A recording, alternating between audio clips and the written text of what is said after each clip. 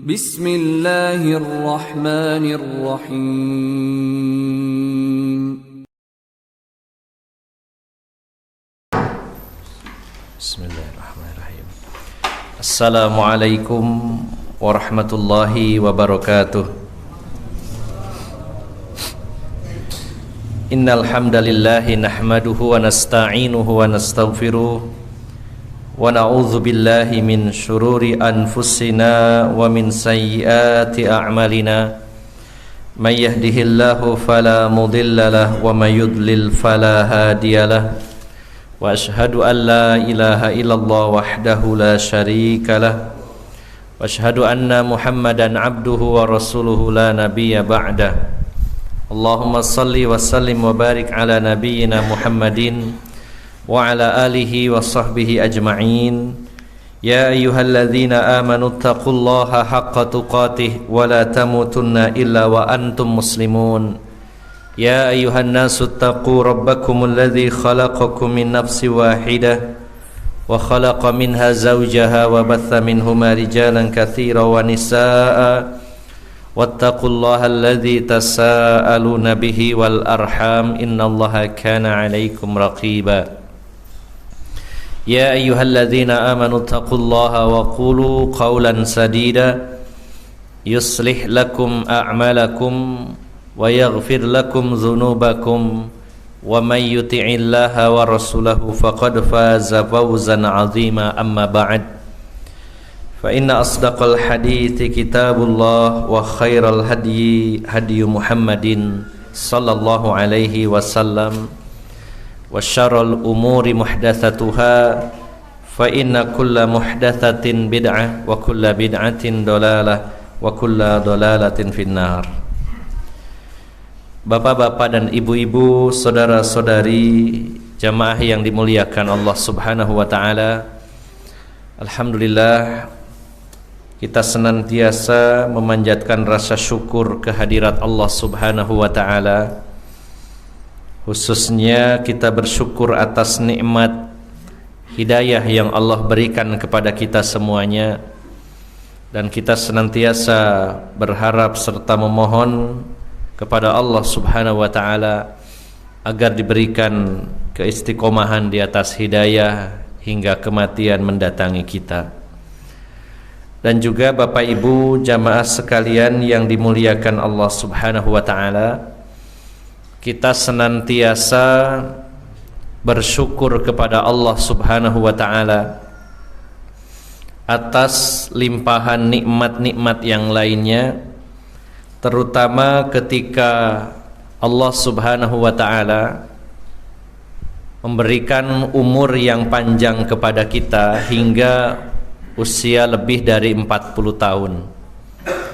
Karena di dalam Al-Qur'an, yaitu di dalam surat Al-Ahqaf, surat yang ke-46 di ayat yang ke-15, sana ada penjelasan dari firman Allah Subhanahu wa taala tentang usia 40 tahun, di mana manusia pada saat itu berdoa kepada Allah Subhanahu wa taala, dan salah satu isi doanya adalah bentuk syukur kepada Allah Subhanahu wa taala.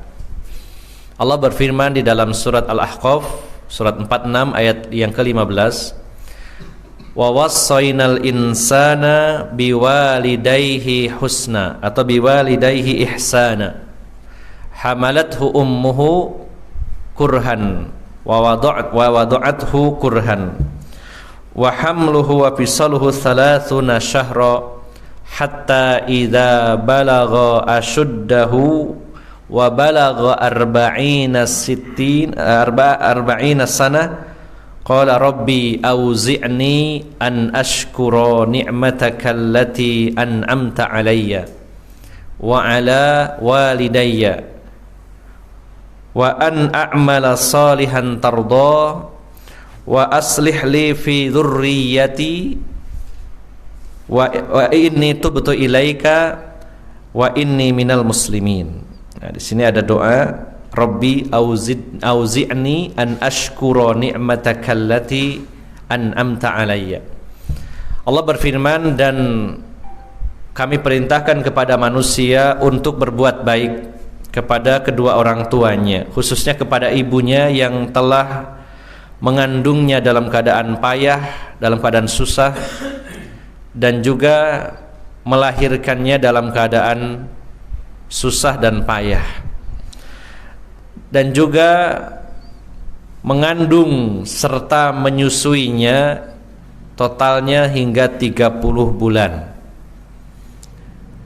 Kalau kita hitung, anjuran di dalam Al-Quran menyusui anak itu bagi seorang ibu dianjurkan disempurnakan 2 tahun. Kurang lebihnya berarti 24 bulan. Tapi di sini dijelaskan mengandung dan menyusuinya selama 30 bulan.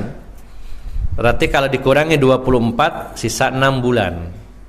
Nah, maka para ulama menjelaskan bahwa usia 6 bulan kandungan itu adalah usia minimal. Jadi kalau ada seorang ibu yang melahirkan bayinya usia 6 bulan atau mungkin disesar, itu harapan masih besar untuk hidup. Ya, bayi ketika usianya sudah 6 bulan dan prematur, maka kemungkinan hidupnya itu sangat besar.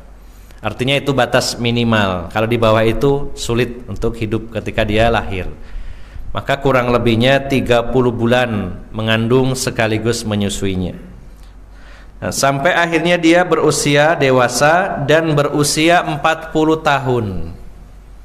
Maka di saat itulah dia berdoa kepada Allah, Rabbi auzi'ni an ashkura ni'mataka allati an'amta alayya wa ala walidayya wa an a'mala salihan tarda wa aslih li fi dhurriyyati wa ila inni tubtu ilaika wa inni minal muslimin. Nah, Bapak Ibu jamaah sekalian yang dimuliakan Allah Subhanahu wa taala, kita berdoa kepada Allah di usia 40 tahun, yaitu wahai Rabbku, tunjukkanlah kepadaku, auzi'ni, agar aku ini bisa bersyukur kepada Engkau, dan juga kepada kedua orang tuaku agar mereka bersyukur kepada Allah Subhanahu wa taala. Dan juga berilah petunjuk, kemudahan agar aku ini beramal soleh yang Kau ridhoi, dan perbaikilah untukku keturunanku, minta keturunan yang baik. Dan juga bertaubat kepada Allah dengan mengatakan inni tubtu ilaika wa inni minal muslimin. Sesungguhnya aku bertaubat kepada Engkau ya Allah, dan sesungguhnya aku ini termasuk orang-orang yang berserah diri kepada Allah Subhanahu wa taala. Maka Bapak Ibu jamaah sekalian yang dimuliakan Allah Subhanahu wa taala, siapapun di antara kita yang usianya sampai 40 tahun atau lebih, maka hendaknya kita banyak-banyak bersyukur kepada Allah Subhanahu wa taala. Karena sebagaimana penjelasan dari Imam Ibnu Katsir rahimahullah dalam ayat tersebut, beliau mengatakan bahwa usia 40 tahun itu adalah usia puncak, di mana di sanalah puncaknya kesempurnaan secara akal manusia, secara kedewasaan dan kelemah lembutannya. Di puncaknya fisik manusia adalah usia 40 tahun, setelah itu menurun. Dan begitu pula yang lainnya, itu diantaranya kedewasaannya, secara kejiwaannya, maka mencapai sempurnanya pada usia 40 tahun. Makanya Imam Asy-Syaukani mengatakan bahwa Allah Subhanahu wa taala rata-rata mengutus para nabi dan rasulnya, termasuk Rasulullah Muhammad sallallahu alaihi wasallam, pada usia yang ke-40 tahun. Dan pastinya yang Allah tetapkan itu bukan asal-asalan, tapi Allah Maha menghitung. Allah Maha mengetahui kapan saat yang tepat seorang manusia yang ditunjuk jadi nabi harus diberikan risalah, diberikan wahyu. Maka tidak ada yang kebetulan. Kenapa Rasulullah diutus oleh Allah Subhanahu wa taala pada usia 40 tahun, pasti ada alasannya. Maka Allah pun cantumkan di dalam Al-Qur'an, itu tadi dalam surat Al-Ahqaf ayat yang ke-15, ada kalimat arba'ina sanah, 40 tahun. Maka Bapak Ibu jamaah sekalian yang dimuliakan Allah Subhanahu wa taala, bagi kita yang sudah usia 40, rata-rata ini sudah ya, hanya beberapa yang di bawah, kelihatannya di bawah 40 tahun. Tapi saya dan panjenengan rata-rata sudah usianya di atas 40 tahun. Maka para ulama diantaranya Imam Malik rahimahullah, ya, beliau mengatakan, adraktu ahlal ilmi fi biladina, ya, yatlubuna dunya wa yukhalituna nas. Aku mendapati, menjumpai para ulama di negeri-negeri muslim. Jadi pengalaman beliau di saat kehidupan beliau, beliau mengatakan, saya menjumpai para ulama di berbagai negeri. Mereka mencari dunia dan mereka bergaul dengan manusia dalam interaksi yang sangat banyak, ya. Hatta ya'tiya li ahadihim arba'una sanah fa idza atat alaihim i'tazalun nas.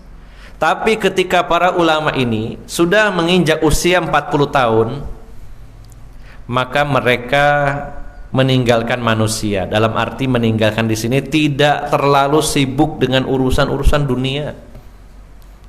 Kalau sudah usianya 40 tahun sudah mulai berpikir lebih fokus lagi untuk akhirat. Bahkan segala usahanya ditujukan untuk akhirat. Dan dia membatasi kegiatan-kegiatan yang sifatnya interaksi dengan manusia tapi sifatnya urusan-urusan dunia, dikurangi. Maka Bapak Ibu jamaah sekalian yang dimuliakan Allah Subhanahu wa taala, bukan berarti kalau usia 40 tahun wis gak usah kerja, ibadah atau gitu ya. Katanya Imam Malik, para ulama saja tidak terlalu ngereken dunia, ya. Bapak Ibu jamaah sekalian yang dimuliakan Allah Subhanahu wa taala, bukan itu maksudnya, akan tetapi kita harus pandai memilih mana urusan-urusan yang berkaitan dengan akhirat, mana yang tidak. Kalau urusan dunia ini ada kaitannya dengan akhirat, bahkan untuk mendapatkan keutamaan di akhirat, tentu kita harus cari. Sebagaimana perkataan Syekhul Islam Ibnu Taimiyah rahimahullah ketika mendefinisikan kata zuhud. Beliau mengatakan, az-zuhdu tarku ma la yanfa'u fil akhirah. Zuhud itu adalah meninggalkan semua perkara yang tidak ada manfaatnya untuk akhirat. Selama itu ada manfaatnya, dia harus cari. Maka ada orang yang mengatakan, saya ini zuhud, lalu dia tinggalkan dunia, sementara dunia saat itu dia butuhkan untuk akhiratnya. Mungkin di usia 40 tahun anak-anak kita mulai besar. Di sana mereka butuh biaya untuk mondok, misalkan anaknya 5. Anaknya 5, istrinya 1. Ya.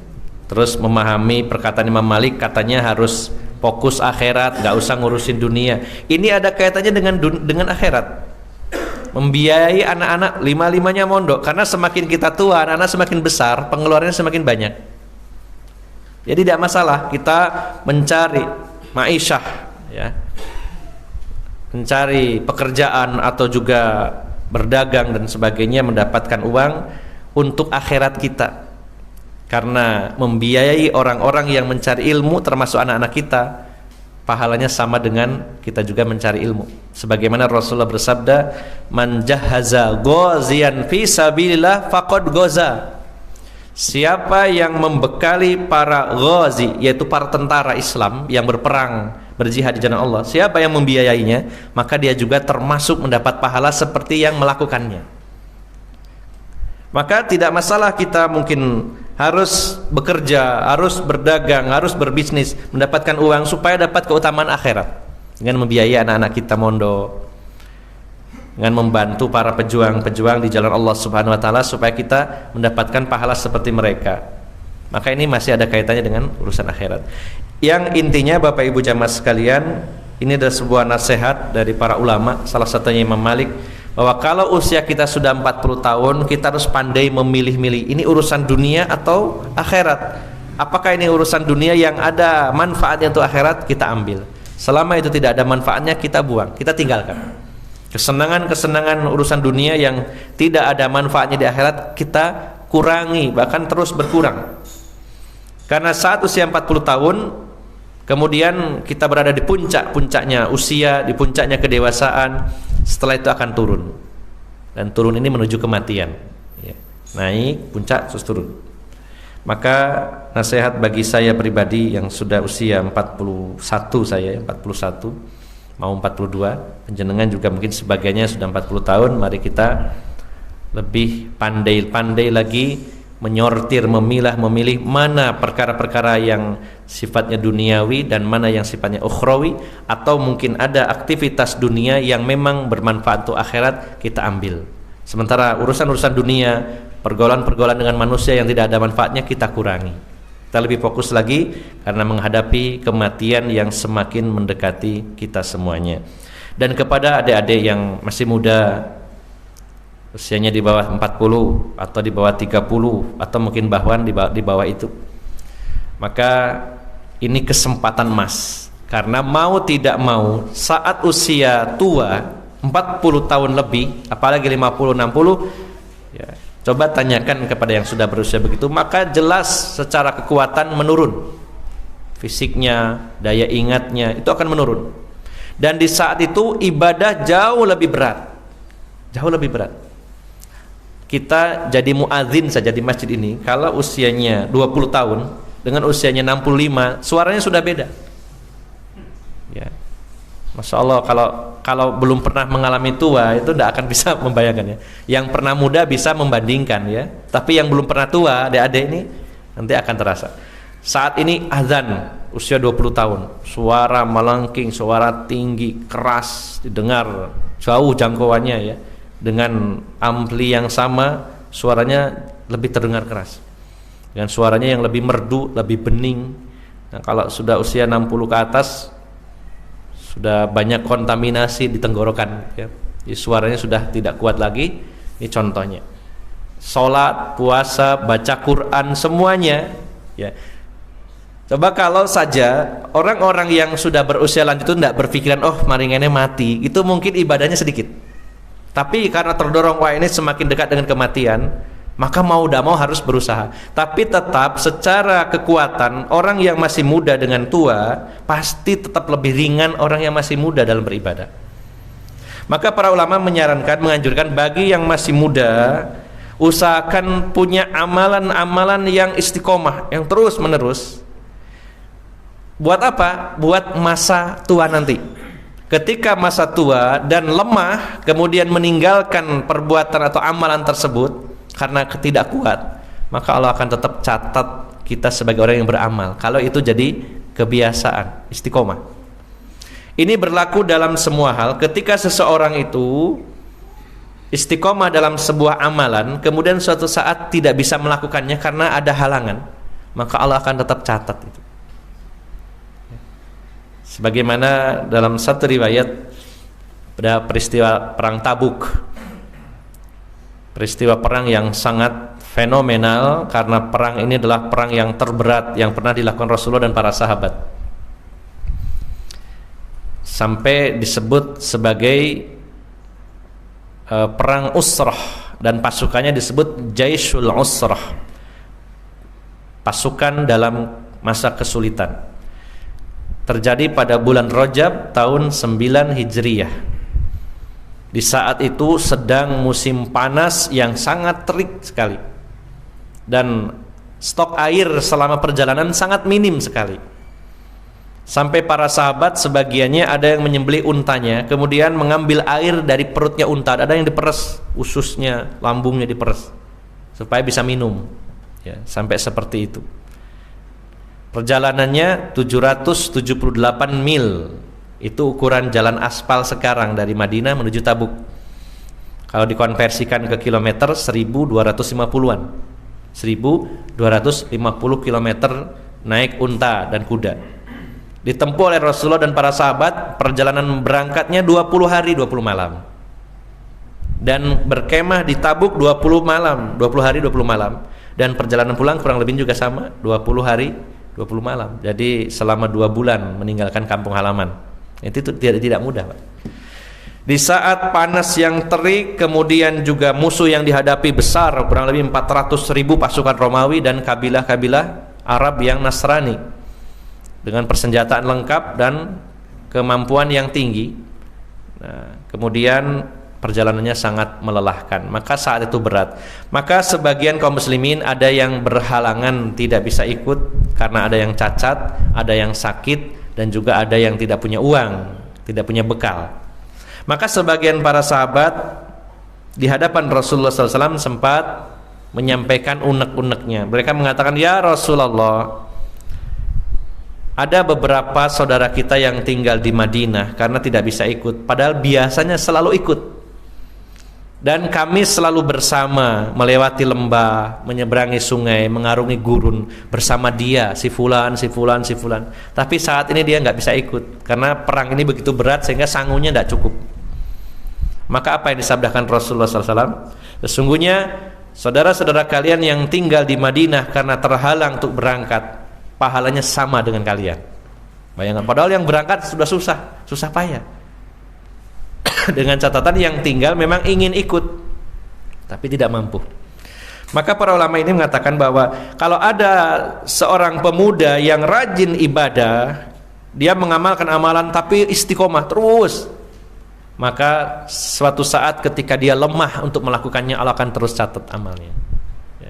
Bagaimana orang terbiasa ngaji subuh rutin, selalu rutin, suatu saat dia harus safar, tidak bisa ikut ngaji, namun karena dia biasa hadir, Allah akan tetap catat. Nah, ini pengembangannya seperti itu. Maka kepada saya pribadi dan kepada bapak-bapak ibu-ibu yang usianya 40 tahun, mari kita lebih fokus lagi untuk akhirat kita. Dan kepada yang muda, usahakan amalan-amalan yang rutin, yang mudah-mudahan istiqomah, dan nanti pada saatnya Allah berikan umur yang panjang dan mulai melemah, mungkin tidak bisa melakukannya, maka Allah akan terus catat amal kita walaupun kita sudah tidak mengamalkannya. Mudah-mudahan ini jadi motivasi bagi saya pribadi dan umumnya bagi Bapak Ibu jamaah sekalian. Bapak Ibu jamaah sekalian yang dimuliakan Allah Subhanahu wa taala, kita akan melanjutkan kajian kitab Sahih Al-Adabil Mufrad, yaitu masuk dalam bab yang sama sebenarnya, menghabiskan bab tentang berbuat baik kepada tetangga. Jadi ini sudah pertemuan ini bab yang paling ujung dalam bab yang membahas berbuat baik kepada tetangga. Kita masuk kepada hadis yang ke-122.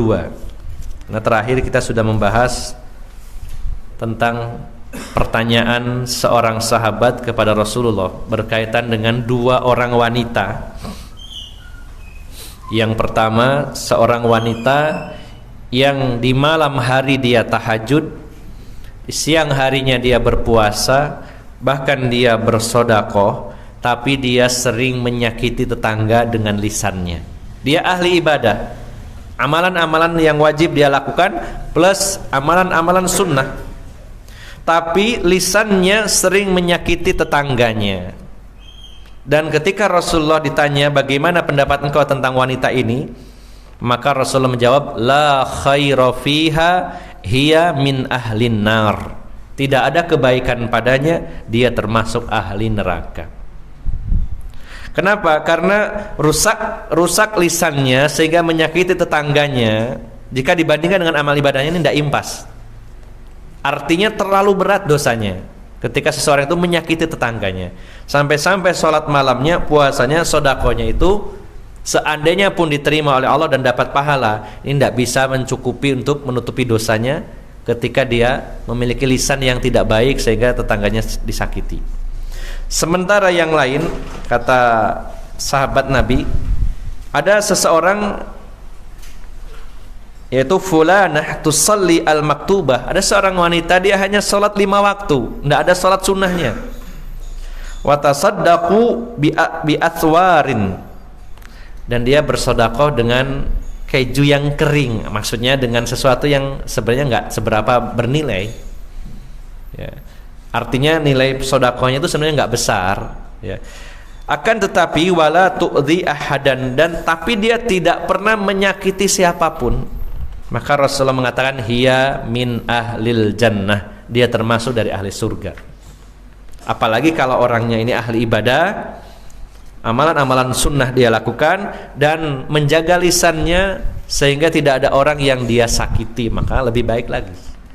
Maka Rasulullah membandingkan dua orang ini yang mungkin sebagian melihat bahwa dia adalah orang yang baik karena ahli ibadah, tapi ternyata karena lisannya sering menyakiti tetangganya, Rasulullah katakan la khaira fiha hiya min ahli nar, tidak ada kebaikan baginya, dia termasuk ahli neraka. Ini yang kita bahas pada terakhir kalinya, termasuk juga hadis yang menyatakan Rasulullah bersabda la yadkhulul jannata man la ya'manu jaruhu ya biwa'iqahu, tidak akan masuk surga seseorang yang tetangganya tidak aman dari lisannya. Hati-hati lisan kita. Kenapa yang paling sering dibahas adalah lisan, kalau tidak perbuatan? Sebenarnya tidak menutup kemungkinan menyakiti itu dengan tangan, ya. Tapi yang paling mudah dilakukan orang menyakiti orang lain dengan lisannya, ya, karena lidah tidak bertulang istilahnya, ya, sangat mudah untuk berbuat salah. Makanya setiap subuh ketika seorang hamba itu bangun tidur, maka seluruh anggota tubuhnya akan menuntut kepada lisannya dan mengatakan, wahai lisan, bertakwalah kepada Allah, ya. Maksudnya apa? Seluruh anggota tubuh kita ini berpeluang melakukan dosa. Mata kita, telinga, kemudian tangan, kaki, termasuk lisan, semuanya berpeluang melakukan dosa. Dan siapapun yang melakukan dosa dengan anggota badannya, salah satu anggota badannya berdosa, maka dimasukkan ke dalam neraka yang merasakan panas neraka seluruh badannya. Ya, seperti sering saya ulang, kalau ada orang ini berdosa dengan tangannya, maka yang masuk neraka itu bukan hanya dipotong tangannya terus jalan sendiri di neraka, enggak, sama pemiliknya. Ada orang berdosa dengan matanya dan dia belum bertaubat, Allah tidak maafkan, dia harus disiksa dengan sebab dosa matanya. Yang disiksa bukan matanya dilepas dimasukkan neraka terus orangnya ke surga, enggak, semuanya. Maka kenapa kok semua anggota tubuh menuntut lisan, berpesan kepada lisan, jangan bertakwalah kamu kepada Allah? Karena di situ ada ibrah bahwa di antara seluruh anggota tubuh kita ini yang paling berpeluang melakukan dosa adalah lisan, dan paling banyak dosa-dosa yang dilakukan adalah oleh lisan. Dosa dengan tangan terbatas, misalkan membunuh, memukul, melempar, ya. Dengan kaki berjalan, mata melihat yang haram, telinga mendengar yang haram. Tapi kalau lisan, gara-gara lisan ada orang yang kufur kepada Allah dengan lisannya. Gara-gara lisan orang bisa berbuat syirik, dosa-dosa besar. Gara-gara lisan orang bisa mengadu domba dua kubu sehingga saling membunuh, terjadi kerusakan besar. Gara-gara lisan, ya, orang menjadi bermusuhan. Gara-gara lisan nama baik orang tercemar dan seterusnya, banyak sekali. Maka Rasulullah mengingatkan di sini, hati-hati dengan lisan kita. Walaupun seseorang itu ahli ibadah, namun kalau tidak menjaga lisannya sehingga menyakiti tetangganya, maka dikhawatirkan dia termasuk ahli neraka dan tidak dimasukkan ke dalam surganya Allah Subhanahu wa taala. Ini pembahasan yang terakhir. Kita lanjutkan hadis nomor 122 dalam bab baru, namun masih membahas tentang berbuat baik kepada tetangga. Babu la tahqiranna jaratun li jaratiha walau firsana syatin. Bab tentang janganlah seorang tetangga wanita meremehkan pemberiannya kepada tetangga wanita lainnya walaupun hanya firsin. Firsin itu kaki kambing yang bagian depan tapi bagiannya di bawah lutut. Ya, kalau manusia itu betisnya, ya. Karena kalau di atas lutut yaitu pahanya, walaupun kaki depan masih mending. Ya, nanti akan kita jelaskan, ya. Bab ini membahas tentang bahwasanya jangan pernah seorang wanita meremehkan pemberiannya kepada tetangganya yang wanita, walaupun hanya sebuah sumpil apa namanya? Kalau bahasa Jawanya itu, ya. Bagian kaki kambing yang depan tuh sampil apa sumpil? Apa? Sampil. Kalau sempol lain lagi, ya. Sempol itu pahanya, ya. Ya. Ya, kita bahas dulu. an Amr bin Mu'adz al-Ashhali an jaddatihi annaha qalat, dari Amr bin Mu'adz al-Ashhali, dari neneknya, seorang wanita. Makanya babnya jarotun, seorang tetangga wanita. Bahwasanya neneknya berkata, qala li Rasulullah sallallahu alaihi wasallam, bersabda Rasulullah sallallahu alaihi wasallam kepada saya, ya nisa al-mu'minat, wahai para wanita mukminat. Yang diseru oleh Rasulullah adalah para wanita. La tahqiranna imra'atun minkunna li jaratiha walau qura'a syatin muharraqin. Janganlah seorang wanita dari kalian menganggap remeh pemberian kepada tetangganya yang wanita, walaupun hanya kuro, yaitu kuro itu kaki depan kambing yang bagian bawah. Jadi dari lututnya yang depan ke bawah itu namanya kuro. Dimana kuro ini atau firsin itu adalah bagian tubuh dari binatang, sebenarnya termasuk unta, sapi, tapi yang dimaksud di sini adalah syat, yaitu syat adalah kambing. Kayaknya paling cocok di sate itu kambing. Bahasa Arabnya syat ya. Mungkin ya ini ilmu gaduh aja ya. Ya, kalau sapi jarang ada, sate sapi tapi jarang. Biasanya kambing yang sering ya. Nah, Bapak Ibu jamaah sekalian yang dimuliakan Allah Subhanahu wa taala, Rasulullah berpesan kepada seorang nenek ya, seorang wanita, bahwa jangan meremehkan pemberian. Nah, ini posisinya adalah yang memberi ya, bukan yang menerima. Menerima kita juga harus menghargai, jangan meremehkan pemberian orang, tapi di sini yang kita bahas adalah dalam rangka posisinya sebagai yang memberi. Ya. Di sini Rasulullah berpesan kepada seorang wanita, jangan meremehkan pemberian kepada tetanggamu, wahai para wanita, kepada tetangganya yang wanita. Jangan meremehkan walaupun hanya sebuah kaki kambing yang bagian depan, bagian bawahnya. Itu sumpil tadi ya. Sampil, sumpil, saya lupa lagi. Ya, jangan remehkan. Nah, ada beberapa pelajaran yang bisa kita ambil dari hadis ini. Yang pertama, kenapa di sini yang dibahas itu seorang wanita? Ya. Para ulama menjelaskan bahwa secara umumnya biasanya kalau urusannya dengan masak memasak itu biasanya wanita secara umum ya. Karena di sini kaki kambing adalah bahan untuk yang dimasak. Makanya di sini yang dibahas adalah para wanita. Ya, berupa makanan yang sederhana. Walaupun tidak menutup kemungkinan bahkan pada hari ini yang banyak memasak adalah laki-laki. Ya, chef itu banyak juga yang laki-laki, bahkan lebih banyak. Bahkan lebih banyak dicari oleh restoran-restoran dan juga hotel-hotel berkelas, chefnya laki-laki.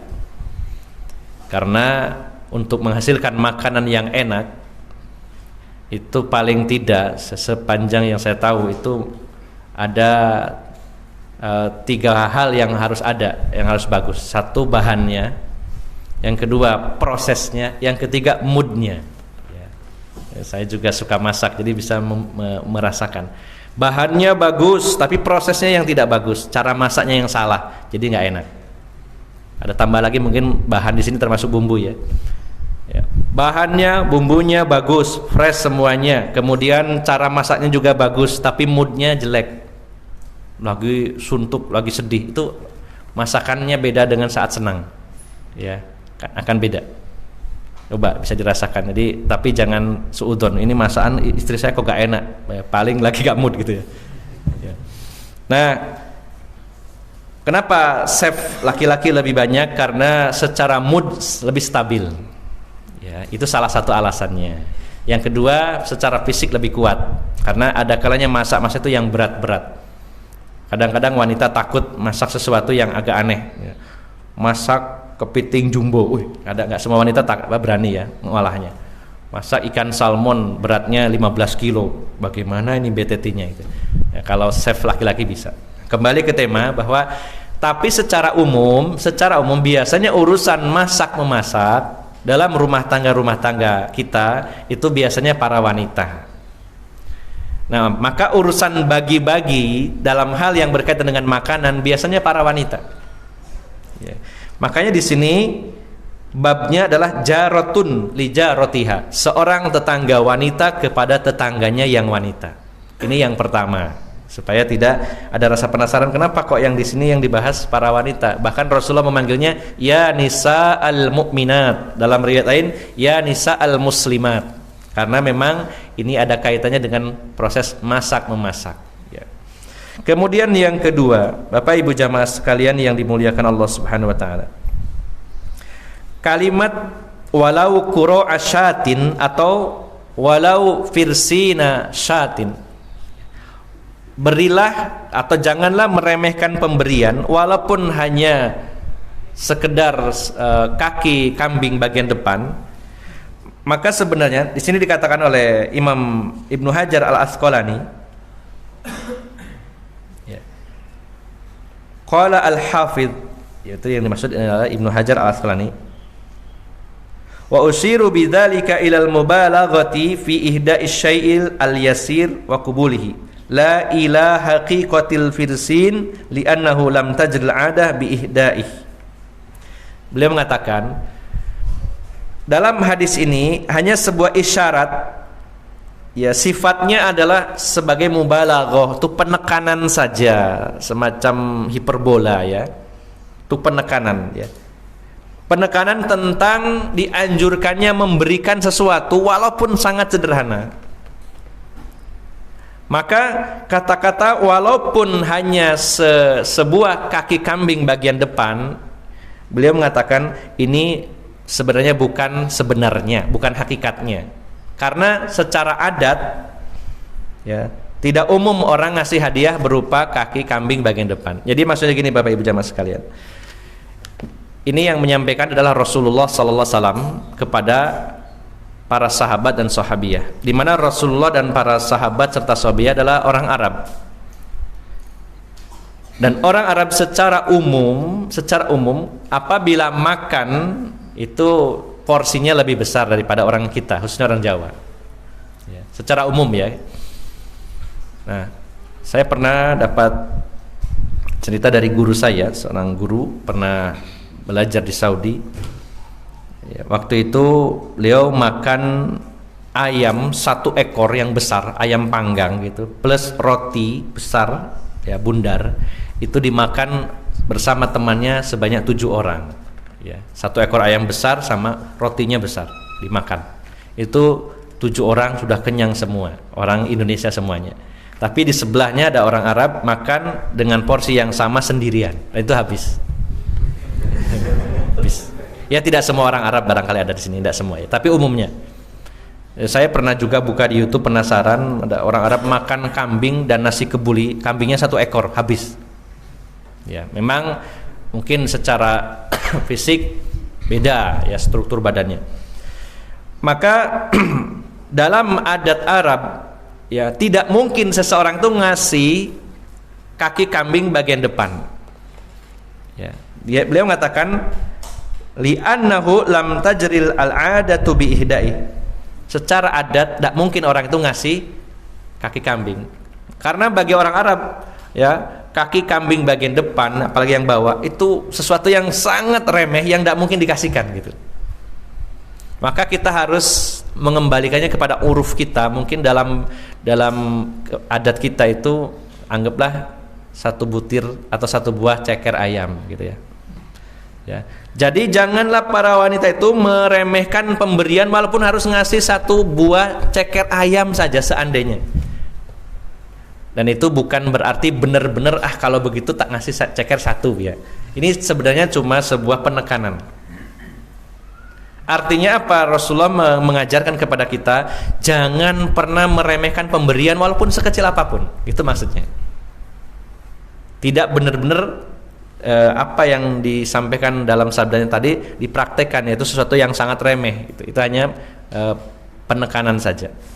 Ya, sebagaimana dalam hadis yang lain Rasulullah bersabda, barang siapa yang membangun masjid di muka bumi ini, man bana masjidan fil ardi, siapa yang membangun masjid di atas muka bumi ini, di dunia ini, maka Allah akan walaupun hanya sebesar sarang burung, masjidnya itu walaupun hanya sebesar sarang burung, maka Allah akan bangunkan baginya istana di surga.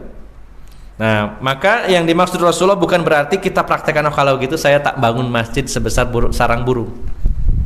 Ya, tidak mungkin ya.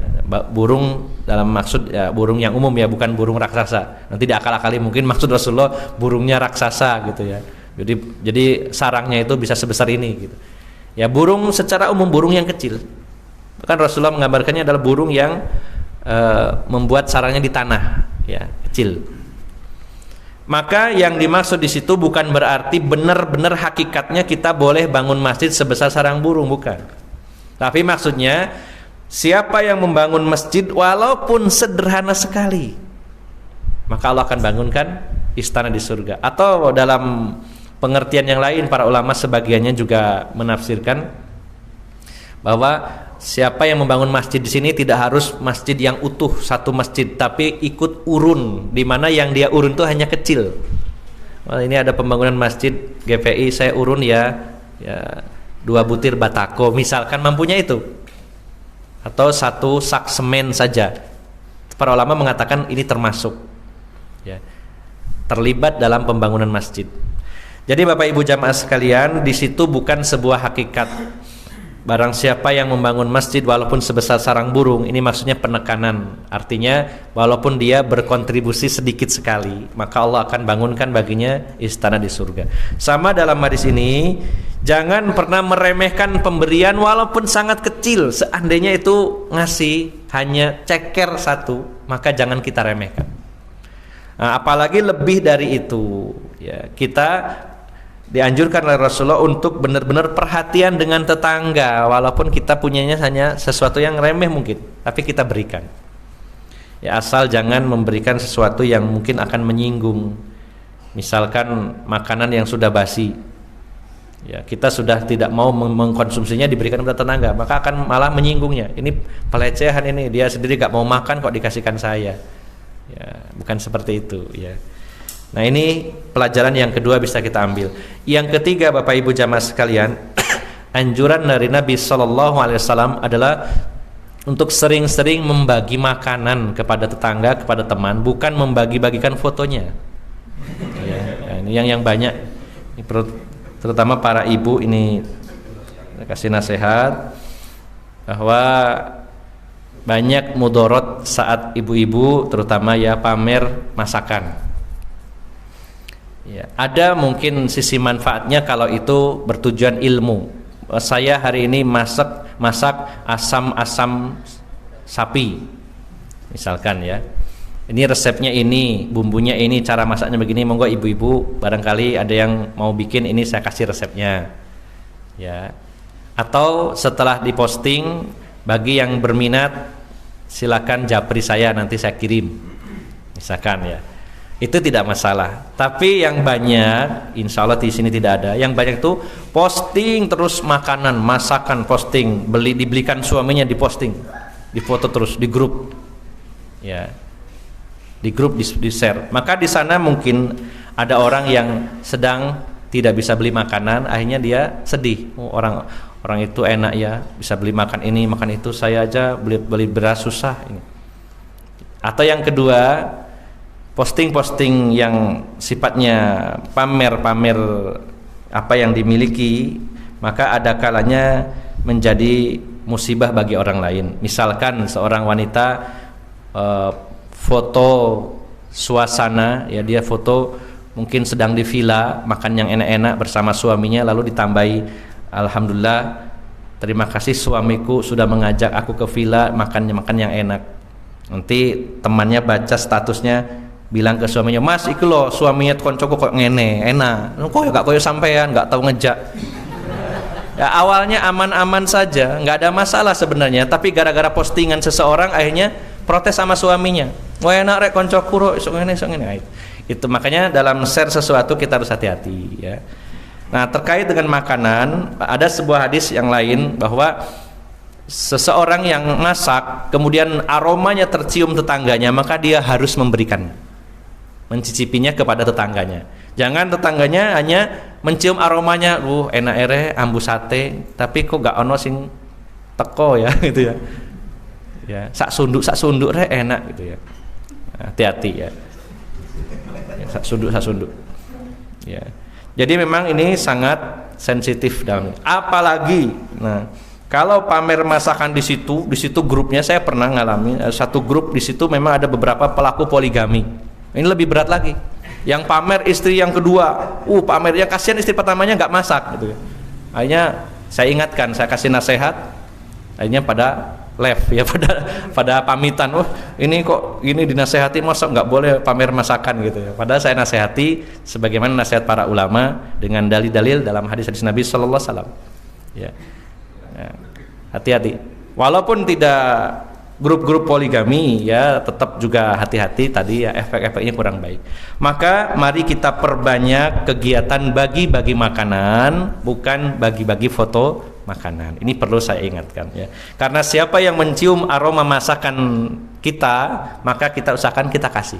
Jangan sampai hanya mencium baunya saja. Kalau mencium baunya sudah Rasulullah menganjurkan untuk memberikannya, bagaimana kalau dilihat fotonya? Enak sekali ini kayaknya gitu ya. Nah, ini tanggung jawab kita di hadapan Allah Subhanahu wa taala ya, hati-hati. Kalau tidak ada tujuan yang baik, mulai sekarang udah ditahan-tahan. Ya, mau posting-posting yang sifatnya pamer makanan kita tahan-tahan saja. Mending kita perbanyak bagi-bagi ke tetangga. Punya apa saja walaupun itu remeh, kita berikan untuk tetangga kita.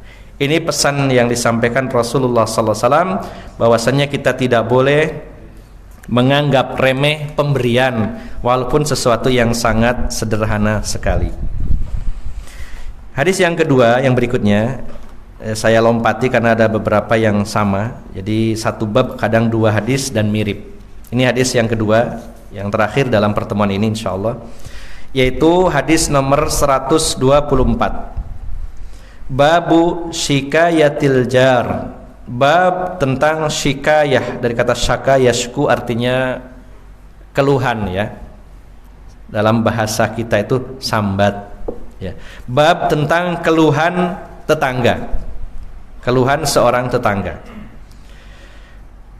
An Abi Hurairah radhiyallahu anhu, dari Abu Hurairah, beliau berkata, qala rajulun, berkata seorang lelaki, ya Rasulullah, wahai Rasulullah,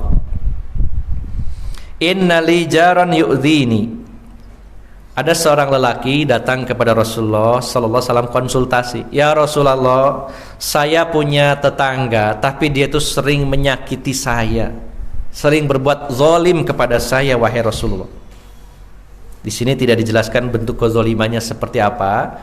Ya, sangat banyak mungkin ya kezalimannya, macam-macamnya.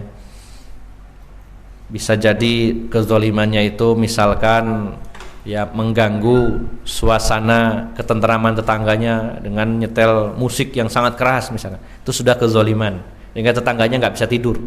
Ditambah lagi tetangganya sedang sakit gigi ya, nggak bisa tidur, setelkan sound system yang keras. Waduh, ini itu contoh misalkan ya. Atau kezalimannya misalkan suka mengambil barang tetangganya, apakah berupa buah-buahan di pohonnya diambil ya. Atau mungkin suka menggibah tetangganya, mencemarkan nama baiknya ya, dan lain-lainnya, banyak bentuk kezaliman.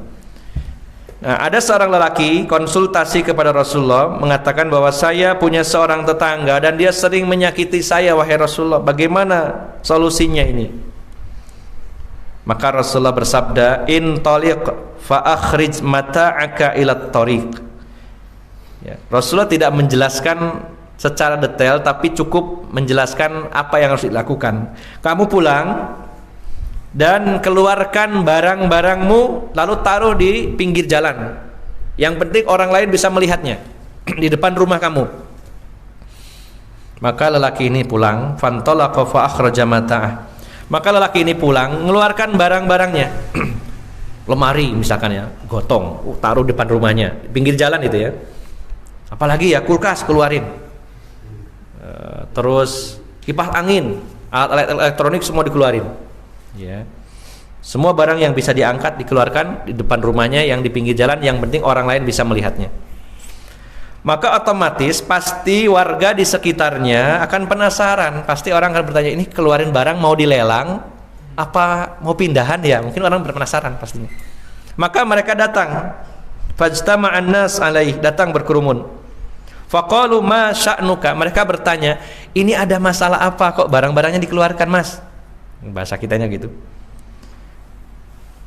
Maka lelaki ini menjawab, qala li jarun yu'dhini, dia mengatakan, saya itu punya tetangga ini sebelah, itu sering menyakiti saya, ya. Lalu saya sampaikan kepada Rasulullah sallallahu alaihi wasallam dan beliau berpesan, bersabda, nyuruh saya pulang dan mengeluarkan barang-barang saya di jalan. Ya, ini saya lakukan karena sarannya Rasulullah. Saya juga nggak tahu maksudnya bagaimana. Pokoknya saya laporan bahwa tetangga saya itu zalim, menyakiti, Rasulullah suruh pulang. Saya suruh mengeluarkan barang-barang. Maka orang-orang yang hadir waktu itu mengatakan, Allahumma anhu, Allahumma zihi. Ya Allah, semoga engkau laknat tetangganya yang suka menyakiti itu. Ya Allah, semoga dia dihinakan. Itu semua orang bilang begitu. Maka sampailah berita ini kepada tetangga yang suka menyakiti tadi. Mendengar itu, maka dia keluar dan mendatangi tetangganya yang tadi disakiti, yang mengeluarkan barang-barangnya. Dia mengatakan, irji ila manzilik, kamu kembali ya ke rumah kamu, ya. Saya minta maaf, wallahi la udhika, demi Allah saya berjanji tidak akan pernah menyakiti kamu lagi. Ya. Maka Bapak Ibu jamaah sekalian, di sini ada beberapa pelajaran yang bisa kita ambil. Yang pertama, bolehnya ghibah di saat kita konsultasi kepada seorang yang alim, ya, untuk mengetahui solusi atau status hukumnya. Boleh kita ghibah. Sebagaimana di dalam kitab Riyadhus Shalihin, Imam An-Nawawi membuat salah satu bab yang berjudul Ma yubahu minal ghibah, ghibah yang dibolehkan. Ya. Maka salah satunya berdalil dengan amalan yang dilakukan oleh Hindun, istrinya Abu Sufyan, ketika datang kepada Rasulullah dan mengatakan, ya Rasulullah, inna Abu Sufyan rajulun syuhun. Wahai Rasulullah, Abu Sufyan itu seorang laki-laki yang sangat pelit sekali. Yang disampaikan adalah suaminya. Abu Sufyan, suami saya itu sangat pelit, sehingga saya dan anak saya kekurangan dalam memenuhi kebutuhan pokok.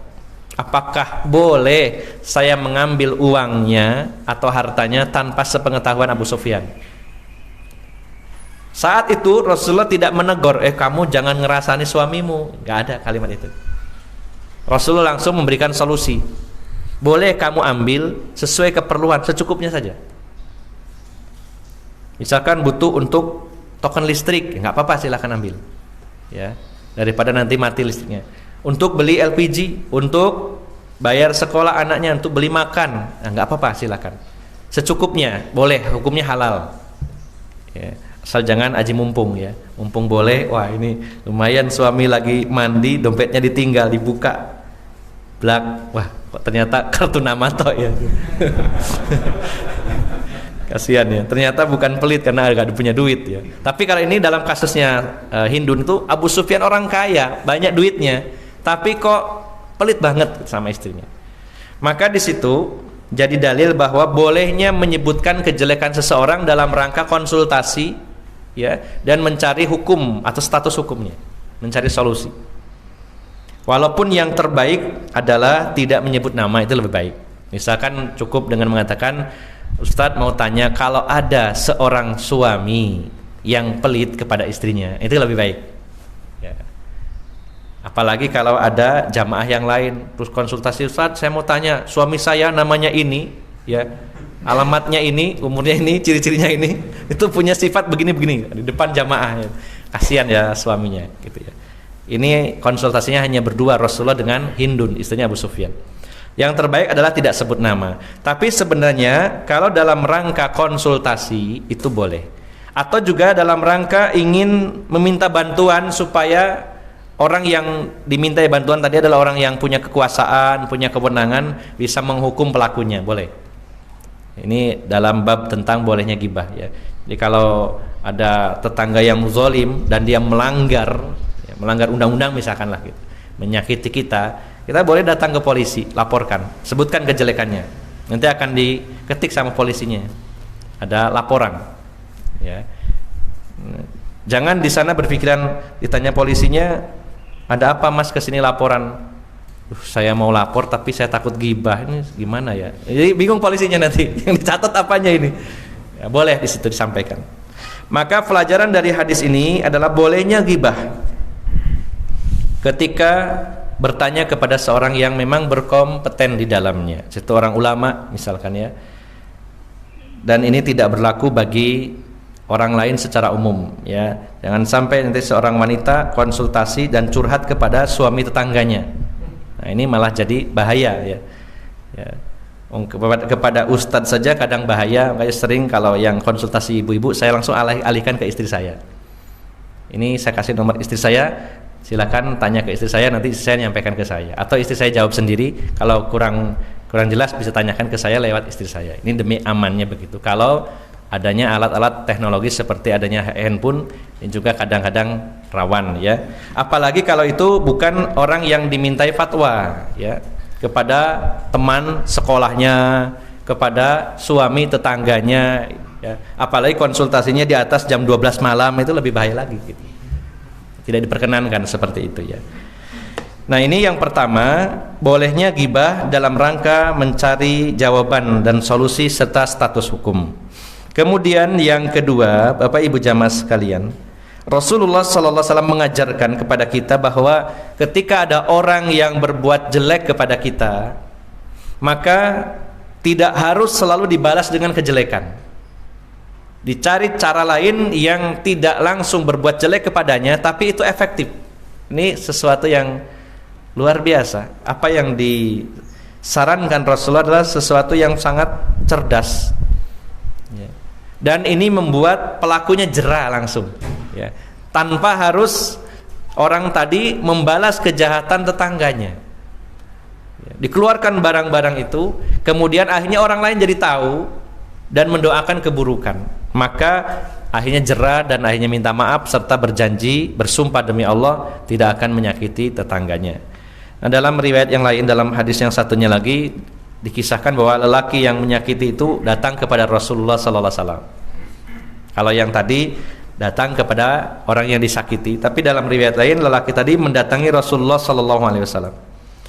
Dan ketika itu Rasulullah bertanya kepada lelaki ini, "Ma laqitu minan nas?" Apa yang kamu jumpai dari manusia ketika tetanggamu itu mengeluarkan barang-barangnya? Maka lelaki ini mengatakan, "Inna laknatallahi fauqa laknatihim." Sesungguhnya laknat Allah itu di atas laknat mereka. Jadi mereka itu yang datang berkerumun itu melaknat saya, berarti saya juga dilaknat oleh Allah Subhanahu wa taala. Dan setelah itu dia pulang dan menyampaikan kepada orang yang disakitinya, "Kufita, cukuplah sampai di sini. Jangan diteruskan Mas ya, barang-barangnya sampai masukkan kembali." Ya, mulai saat ini saya bertaubat kepada Allah, saya berjanji tidak akan menyakiti sampean lagi. Ini kurang lebihnya gambarannya seperti itu. Jadi pelajaran yang bisa kita petik, satu, bolehnya ghibah. Yang kedua, yakni perbuatan jahat seseorang tidak harus dibalas dengan kejahatan. Apalagi kalau ada orang mulia. Orang mulia itu adalah orang yang bisa berbuat baik kepada orang yang jahat kepada dirinya ya. Walaupun secara hukum Islam punya hak ya, seseorang itu meminta haknya. Kalau dia disakiti juga berhak dia itu untuk menuntutnya ya. Tetapi yang terbaik adalah memaafkannya, kemudian juga berbuat baik kepadanya. Sebagaimana Rasulullah bersabda dalam hadis yang lain, "Ahsin man asaa ilaik." Berbuat baiklah kepada orang yang berbuat jelek kepada kamu. Dan ini banyak dibuktikan oleh Rasulullah sallallahu alaihi wasallam ketika beliau dihina, ya, dimusuhi, tapi beliau berbuat baik kepada mereka ya. Akan tetapi dalam kasus ini Rasulullah menyarankan perbuatan lain yang tidak langsung perbuatan itu jahat kepada pelakunya, tapi cukup efektif, yaitu dengan cara mengeluarkan barang-barang kita. Ya, tergantung situasi kondisi, tergantung juga karakter tetangga kita seperti apa ya. Karena kalau orang itu sudah kadung karakternya buruk, barang kita keluarkan malah kita dinyek. Iki sampean lapo ngetok-ngetokno barang ya. ya. Bangkrut paling sampai nih ya, didoli kabeh gitu ya. Malah akhirnya nggak sadar, malah kita lihat kondisinya. Hanya pada waktu itu orang ini sangat takut dilaknat oleh Allah Subhanahu wa taala dan takut didoakan buruk oleh orang-orang yang berkerumun sehingga dia bertaubat dan dia menghentikan perbuatan jeleknya kepada tetangganya. Inilah Bapak Ibu jamaah sekalian yang dimuliakan Allah Subhanahu wa taala, dua hadis yang mewakili bab tentang wajibnya berbuat baik kepada tetangga. Kalau saya simpulkan bahwa yang pertama bahwa kita harus membiasakan diri banyak berbagi dengan tetangga walaupun itu hal-hal yang sederhana. Tidak boleh kita merasa remeh atau meremehkan pemberian kita. Yang kedua, jangan sampai kita berbuat jahat kepada tetangga kita, dan ketika ada orang yang berbuat jahat kepada kita pun kita cari cara yang terbaik untuk menyadarkannya ya, sehingga dia tidak melanjutkan perbuatan buruknya. Ini mungkin yang bisa saya sampaikan, semoga bermanfaat. Mohon maaf atas segala kekurangan. Aqulu qauli hadza wa astaghfirullaha li wa lakum wa akhiru da'wana anil hamdulillahirabbil alamin. Barangkali ada yang ditanyakan, monggo silakan.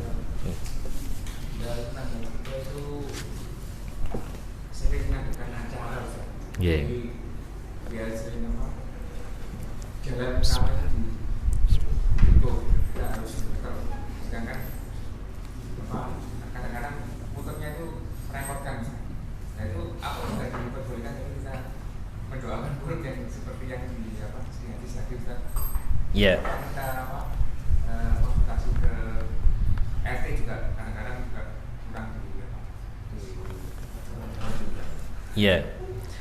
Kita mungkin bisa bersikap lebih bijak dalam arti kita timbang-timbang dulu apakah yang dia lakukan itu memang sangat penting sekali dan mungkin sifatnya itu sesekali saja, misalkan menikahkan anaknya ya, yang anaknya cuma 2 misalkan, paling perkira kita 2 kali nih dalam hidupnya gitu ya, kecuali kalau anaknya cerai nikah lagi nikah lagi gitu ya.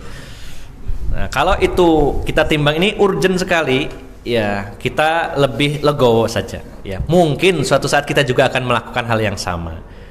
Tapi kalau itu acaranya tidak seberapa penting dan berkali-kali sering sekali mengganggu, nah kita punya hak di situ ya, bisa disampaikan kepada orang yang berwenang di sana supaya diingatkan ya. Dan kita sebagai tetangga pula ketika ada acara-acara seperti itu benar-benar harus minta izin kepada tetangga-tetangga supaya tidak mengganggunya. Nah, hanya saja karena uruf ya, karena adat di sini biasanya kalau acara seperti itu terutama mantenan ya, terutama itu pasti ada penutupan jalan, dan yang jelas lagi yang paling sering mengganggu itu ada sound system yang besar. Itu dinyalakan 24 jam. Atau sampai jam 10 malam, tapi yang jam 10-nya agak pelan tapi ganti jadi gendingan atau gamelan atau apa biasanya gitu ya. Ini memang urufnya seperti itu ya. Pada dasarnya kita punya hak ya, namun kita harus lebih bersikap bijak lagi. Kita timbang-timbang saja. Kalau memang apa yang dilakukan tetangga itu sesuatu yang sangat penting sekali, sangat urgent ya, kita legowo karena boleh jadi kita juga suatu saat membutuhkan seperti itu ya. Akan tetapi kalau memang itu sangat sering dan sebenarnya pada acara-acara yang tidak seberapa penting ya, maka kita bisa menyampaikannya kepada tetangga kita atau bisa dikonsultasikan kepada orang yang punya wewenang di situ ya, supaya hasilnya baik. Nah, bagaimana kalau kita mendoakan buruk kepada tetangga yang seperti itu? Pada dasarnya doa itu dibolehkan ya, mendoakan keburukan sebagaimana Rasulullah juga mendoakan keburukan kepada orang-orang tertentu, namun juga kita perlu timbang sejauh apa keburukan yang dilakukannya ya. Nah, yang terbaik lagi adalah doa kebaikan tentunya ya. Didoakan mudah-mudahan Allah bukakan hatinya ya. Semoga diberi hidayah ya, supaya sadar dari perbuatannya. Karena dalam hadis tadi Rasulullah tidak memerintahkan orang tersebut yang tersakiti yang berdoa, tapi otomatis tadi orang lain yang mendoakan keburukan untuk pelakunya ya. Bukan orangnya yang melakukan sebenarnya ya. Jadi kesimpulannya kalau masalah itu kita harus bijaksana seberapa penting acaranya itu. Yang kedua, kalau mendoakan keburukan pada asalnya boleh-boleh saja kalau memang pantas untuk mendapatkan doa tersebut, ya. Karena Rasulullah juga melakukan hal ini. Akan tetapi yang terbaik tentunya kalau itu juga saudara kita sesama muslim, kita doakan yang lebih baik, diantaranya mintakan kepada Allah supaya mendapatkan hidayah sehingga dia menyadari dari perbuatan salahnya, ya. Demikian Allah. Ada yang lain? Okay. Tidak ada, monggo. Di sebagian tempat itu kan biasanya masjid-masjid umum seringkali mengadakan acara baca-baca apa sampai keras suaranya sampai bisa sampai jam 10 malam. Nah, pada sebagian orang itu hal yang dianggap biasa, tidak mengganggu, tapi sebagian lagi dianggap hal yang mengganggu, ada yang merasa terganggu. Iya.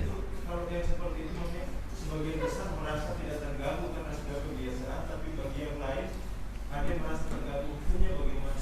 Ya. Banyak sekali ya acara di tengah-tengah kita itu yang dianggap biasa oleh kebanyakan orang, tapi mungkin dianggap tidak nyaman bagi sebagian orang, ya. Kalau yang seperti ini sebenarnya kita secara hukum kembali kepada hukum agama, ya. Kita jadikan timbangan dan dasarnya adalah hukum agama dulu, ya. Walaupun itu perbuatan baik, contohnya baca Quran saja, tapi kalau itu mengganggu, kalau mengganggu sebagian, artinya tetap ada yang terganggu, ya. Maka walaupun itu adalah perbuatan yang baik, misalkan baca Quran atau zikir dan sebagainya, tapi ada keburukan bagi orang lain, maka kita hindari. Karena dalam prinsip atau kaidah para ulama, darul mafasid muqaddamun ala jalbil masalih. Kalau suatu ketika ada kebaikan tapi bercampur dengan keburukan, maka menghilangkan keburukan ini lebih didulukan daripada mengambil manfaatnya atau mengambil kebaikannya. Baca Quran dengan dikeraskan, ada mungkin sisi kebaikannya itu baca Quran mungkin dalam rangka, maksudnya dalam rangka syiar dan sebagainya lah, walau alam ya alasannya seperti apa.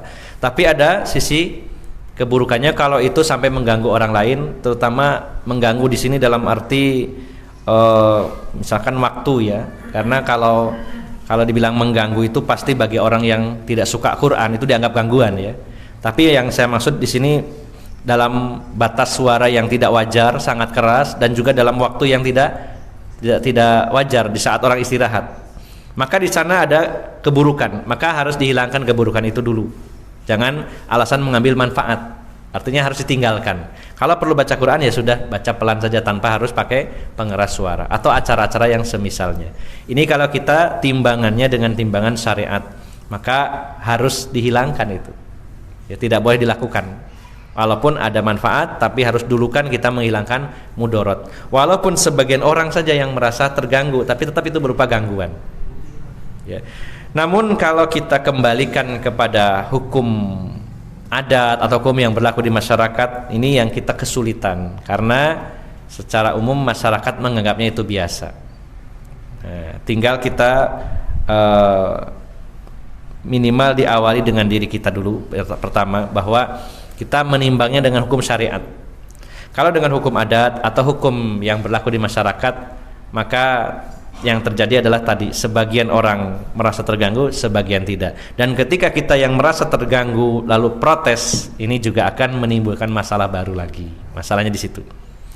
Jadi kesimpulannya, kalau kita timbang dengan ukuran syariat, maka hal itu adalah hal yang tercela. Saya pastikan itu hal yang tercela karena mengandung gangguan kepada orang lain, ya. Tetapi kalau di luar hukum syariat, maka mungkin hukum masyarakat secara umum itu dianggap hal yang wajar dan dibolehkan. Maka bagi kita yang terganggu, ya, untuk menyampaikan itu perlu cara yang terbaik. Bagaimana caranya supaya tidak salah paham? Karena sangat sensitif. Mungkin kalau kita protes, mereka merasa bukan dianggap mengganggu, tapi dianggap, wah ini saya dianggap aliran menyimpang, dianggap bid'ah dan sebagainya. Itu akan juga memunculkan masalah baru, ya. Maka dalam kasus yang seperti ini sama dengan kemungkaran yang lainnya, ya. Rasulullah menyatakan man ra'a minkum munkaran falyughayyir biyadihi fa illam yastati fa bilisani fa illam yastati fa biqalbihi wa dzalika adaful iman.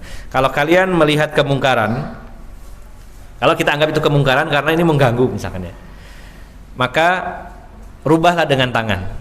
Kalau kita punya wewenang, punya kekuatan, rubah, hentikan. Kalau tidak mampu, maka dengan lisan, dengan nasihat yang baik ya. Kalau tidak mampu lagi, maka dengan hati. Apa boleh buat ya, cuman dengan hati saja menolak. Ini gak benar, ini mengganggu ya, hanya menolak saja.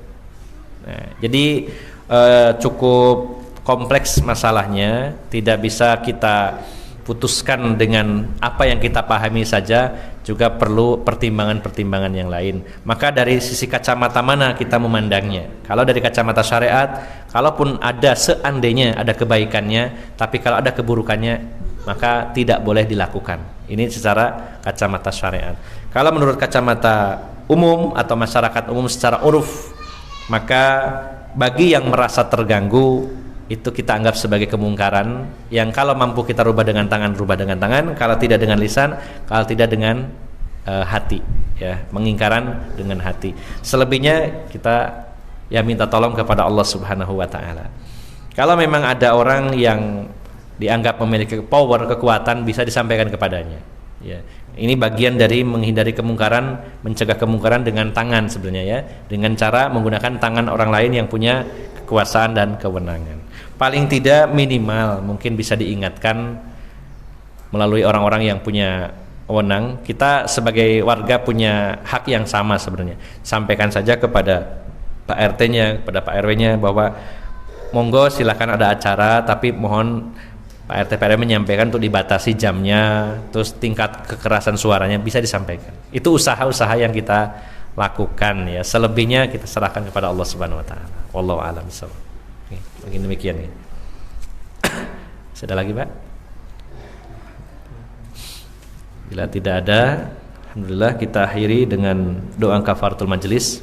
Subhanakallahumma wa bihamdika asyhadu an la ilaha illa anta astaghfiruka wa atubu ilaik. Wassalamualaikum warahmatullahi wabarakatuh.